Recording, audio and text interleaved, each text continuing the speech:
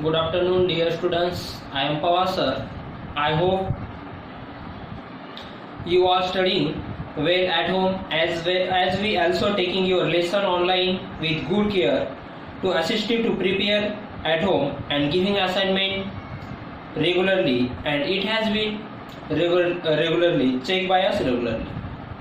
Today I would like to request your parents to cooperate the management and pay the fees so that we can get our salary. Please cooperate. Today we are going to learn economic lesson number 2, standard 9. Today's point name is some economic organization of the world. Page number 71. Yesterday and yesterday before few videos completed. Today new point start. Open your page number 79. यहाँ पे देखो 71 page number और lesson number geography का 9, और जो geography का lesson number 9 है वो इकोनॉमी का लेसन नंबर 2 है. लेसन नंबर 8 इकोनॉमी का फर्स्ट है, वहाँ से इकोनॉमी स्टार्ट होती है. ओके, ज्योग्राफी का टेक्स्ट बुक ओपन करो, उसमें इकोनॉमी और ज्योग्राफी के 2 पार्ट्स होते हैं. Do understand? पेज नंबर 71 यहाँ से स्टार्ट होने वाला है. Some economic organisation of the world, ये लोगों के बारे में हमें आज पढ़ना है. Okay, first of all today's date and standard. Standard 9. Today's date 1st September 2020. Subject economy.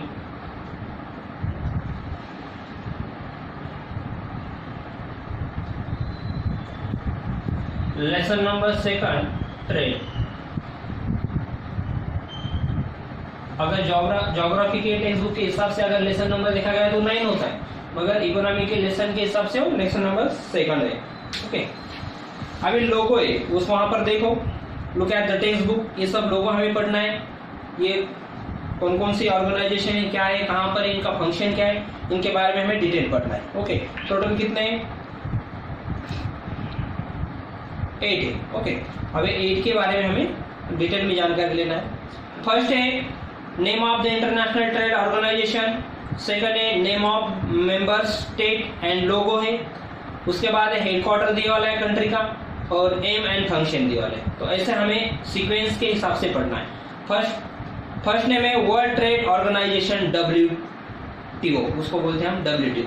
Okay, तो ये WTO क्या है ये देखते हैं हम. वर्ल्ड ट्रेड ऑर्गेनाइजेशन, इसके जो मेंबर्स हैं, ये टोटल पूरे वर्ल्ड में इसके मेंबर 164 है. WTO के जो मेंबर है, WTO इसके जो मेंबर है 164 है. ओके, ये याद रखो 164. और इसका जो हेडक्वार्टर है वो जिनीवा में, जिनीवा स्विट्जरलैंड ये कंट्री है, और उस कंट्री में है जिनीवा करके, ये याद रखो.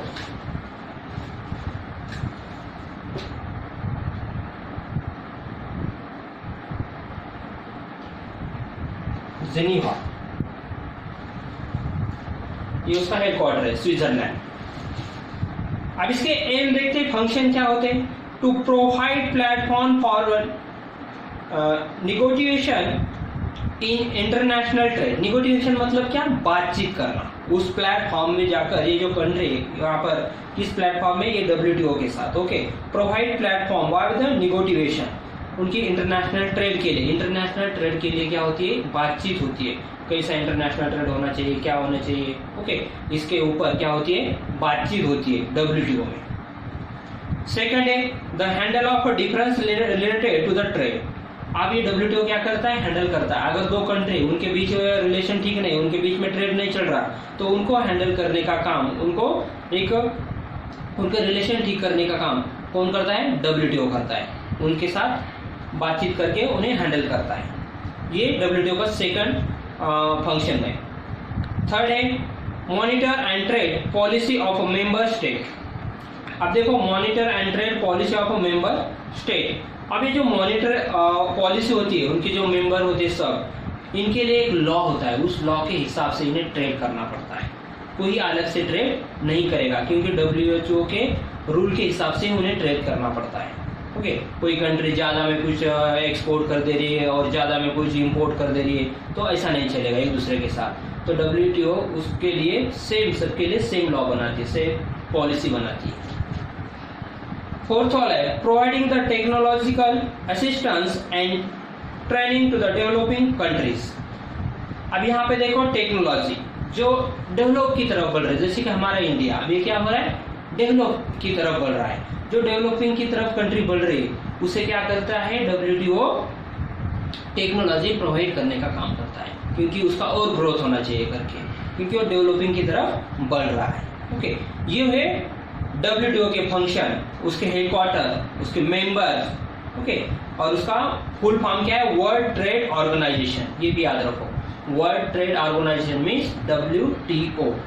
W मतलब वर्ल्ड, T मतलब ट्रेड और O मतलब ऑर्गेनाइजेशन। तो WTO का टोटल मेंबर कितने हैं, 160। और उसका हेडक्वार्टर कहाँ पे है, जिनेवा। कौन से कंट्री में, स्विट्जरलैंड। और उसके फंक्शन के बारे में मैंने बताया। अगर आपको WTO के ऊपर अगर क्वेश्चन आता है तो ये उसकी पूरी इंफॉर्मेशन आपको राइट करना पड़ेगा। You understand. नेक्स्ट है यूरोपियन यूनियन। आप देखो पूरे हमारे ऑल वर्ल्ड में 7 कंटिनेंट है। एक यूरोप एक कंटिनेंट है, एशिया कंटिनेंट है, ऑस्ट्रेलिया है, अंटार्कटिका है, अफ्रीका है, साउथ अमेरिका और नॉर्थ अमेरिका, ऐसे 7 कंटिनेंट है। तो उसमें से जो यूरोप है, इस कंटिनेंट ने क्या किया है, उनकी एक स्पेशल ऑर्गेनाइजेशन बनाई, उनकी एक स्पेशल कंट्री की यूरोपियन यूनियन ये बनाया वाला है। तो वो कैसा, देखो उसका नेम है European union, EU।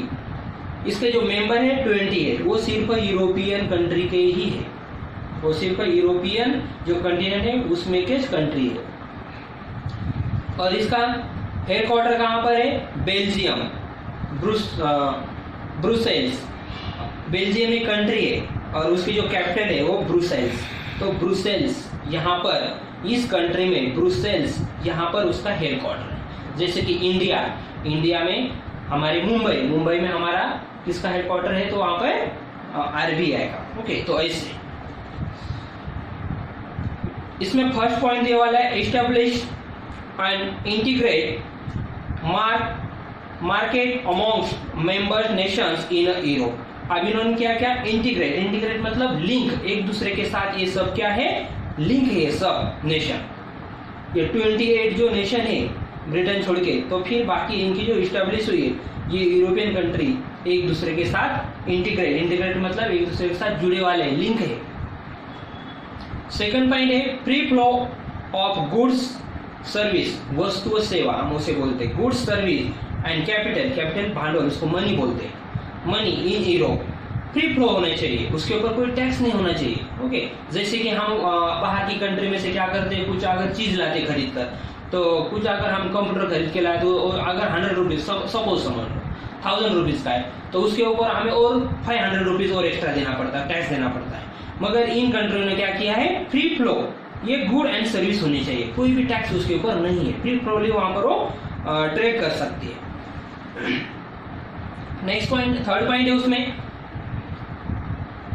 Custom duties मतलब क्या, tax, and have been cancel on exchange of a good within members. अब एक कस्टम ड्यूटीज जो होती है उन्होंने क्या कर दिया, कैंसिल कर दिया इन कंट्री ने। ये 28 जो कंट्री है यूरोपियन कंट्री में, उन्होंने क्या कर दिया है, कस्टम ड्यूटीज कैंसिल कर दिया। कस्टम ड्यूटीज मतलब टैक्स, जो टैक्स होता है गुड सर्विस ट्रेड करने के लिए, वो किसी ही मटेरियल के ऊपर टैक्स नहीं लगाएंगे, उसको उन्होंने क्या कर दिया है, कैंसिल कर दिया है। लास्ट है कॉमन यूरो करेंसी इस्टेब्लिश। तो उन्होंने क्या किया है, एक ही करेंसी बनाई है सबके लिए। जैसे कि हमारी करेंसी कौन सी है, रुपीज, अमेरिका कौन सी है, डॉलर। तो ऐसी उनकी जो करेंसी है ये 28 कंट्री की, वो है यूरो। तो वो यूरो करेंसी में उनका ट्रेड चलता है। तो ये समझ में आए, यूरोपियन यूनियन, ये सेकंड हमारा इंटरनेशनल ट्रेड ऑर्गेनाइजेशन के बारे में हुआ। थर्ड वाला है ओपेक, उसका फुल फॉर्म है Organization of Petroleum Exporting Countries, उसको कहते हैं ओपेक। ये है ऑस्ट्रेलिया में, और ऑस्ट्रेलिया के वियना, यहाँ पर उसका हेडक्वार्टर है, Vienna. Controlling the international trade off crude oil. अब उन्होंने क्या किया है, controlling the international trade off crude oil. जो क्रूड ऑयल है यहाँ पर ये 13 कंट्रीज में, तो उन्होंने क्या किया, सबके लिए सेम रेट बना दिया, कंट्रोलिंग कर दिया उन्होंने। क्योंकि अगर कोई 13 कंट्री है ना, उन्होंने क्या करते हैं, एक एग्रीमेंट करते हैं कि अगर हमसे कोई भी कंट्री अगर ऑयल खरीदती, मगर इंडिया को उनसे ऑयल बॉइंग करना है, इंपोर्ट करना है, तो उस समय वो क्या करेंगे, ये सब 13 के 13 कंट्री क्या करेंगे, सभी का रेट सेम बताएंगे। ओके, फिर किससे भी तुम बॉइंग करो, वो कोई भी कम रेट में या ज्यादा रेट में नहीं बेचेंगे, ऐसा उनका एक एग्रीमेंट होता है। फिर वो क्या करते हैं, सेम रेट में बोलते हैं, क्योंकि जो हमें कम रेट में बेचेगा उसकी तरफ ही सभी कंट्री चली जाएगी। इसलिए क्या करते हैं, एक उनका एक ट्रेड बनाते हैं, उनका एक इस्टेब्लिश करते हैं। ओके, नेक्स्ट है इंक्रीजिंग सोशल वेलफेयर। नेक्स्ट है controlling the rate of a crude oil. अब कंट्रोलिंग रेट, उसका रेट कैसा होना चाहिए, कंट्रोल में होना चाहिए, किसी का न ज्यादा होना चाहिए न किसी का लो होना चाहिए, कंट्रोलिंग में रहना चाहिए। And producing the among member states, और ये अमंग मेंबर यहाँ पर ये प्रोड्यूसिंग कर पाएंगे अगर कंट्रोलिंग में रेट रहेगा। तो कोई कंट्री अगर स्लो रेट में बेचेगा तो दूसरी सभी कंट्री उनके पास से ही खरीदी करेगी, इसलिए कोई कमी रेट नहीं करेगा। ओके, इसलिए उनके बीच में क्या होता है, एक करार होता है उनके बीच, ट्रेड का होता है। ओके, थर्ड पॉइंट है maintaining consortium. Consortium in oil export. Consortium मतलब क्या कि अप्रूवल, एक मान्यता मिलती है उन्हें मेंटेनिंग ऑयल एक्सपोर्ट करने के लिए, अप्रूवल मिलना चाहिए। ओके, तभी वो एक्सपोर्ट करेंगे। एक्सपोर्ट मतलब बेचना, दूसरे कंट्री को बेचना, उसको कहते हैं एक्सपोर्ट। इंपोर्ट मतलब खरीदना दूसरे कंट्री से। फोर्थ वाला ऑर्गेनाइजेशन है South Asian Association for Regional Cooperation, SAARC, उसे कहते हैं सार्क। उसकी जो कंट्री है वो 8 कंट्री है, काठमांडू नेपाल में। अभी नेपाल हमारे कंट्री के नेबर वाला, इंडिया के नेबर, तो इसमें इंडिया भी है। इसमें कौन कौन से कंट्री आते हैं, इंडिया, पाकिस्तान, अफगानिस्तान, नेपाल, भूटान, श्रीलंका, ऐसे 8 कंट्री है। तो इन्होंने क्या किया है, इनके कुछ फंक्शन देखते हैं आप, तो ये याद रखो, सार्क के ये 8 मेंबर हमारे साइड वाले, इसमें इंडिया मेन होता है क्योंकि इंडिया सबसे बिगेस्ट है वहां पर और डेवलपिंग कंट्री है। Finding the satisfactory solution to the common problems faced by countries in the South Asia. अभी साउथ एशिया में, एशिया की कौन सी पार्ट वाली कंट्रीज है, सब साउथ वाले कंट्रीज है। तो उनका मेन प्रॉब्लम क्या है, कॉमन प्रॉब्लम फेस करना, उसको सोल्यूशन करना। कॉमन प्रॉब्लम कौन से होते हैं, पुअरनेस, इलिटरेसी, ओके, अनपढ़, मतलब जो कम पढ़े वाले लोग होते हैं उनको इलिटरेसी, जहाँ पर एजुकेशन नहीं होता है, पुअर जो गरीब होते हैं, ओके, इनका डेवलप करना, इनको फेस करना कंट्री में, इनको हेल्प करना, ये कॉमन प्रॉब्लम फेस करने के लिए ये जो सार्क, ये यहाँ पर ये क्या बनी वाली ऑर्गेनाइजेशन बने वाली, कहाँ पर है वो, काठमांडू में। उसका फर्स्ट फंक्शन देखा हमने। सेकंड है increasing the social welfare. Welfare मतलब सोशल का कल्याण होना चाहिए। Rising the living standard and increasing regional cooperation among member state. और ये हाँ स्टेट एक दूसरे को क्या करना चाहिए, कोऑपरेशन करेंगे, इसलिए ये क्या इसकी इस्टेब्लिश हुई। To remove unrest in the South Asia. Unrest मतलब क्या है, जो नक्सलवादी होते हैं, टूरिज्म होते हैं, टेररिज्म होते हैं, ओके, ये टेररिज्म को यहाँ से क्या करना, रिमूव कर देना, निकाल देना, ये उनका एक एम होता है। ये इस 8 कंट्री का इनका एक एम, इसलिए क्या हुई है, इस्टेब्लिश हुई है। Do you understand? Now stop lecture, we will meet next video.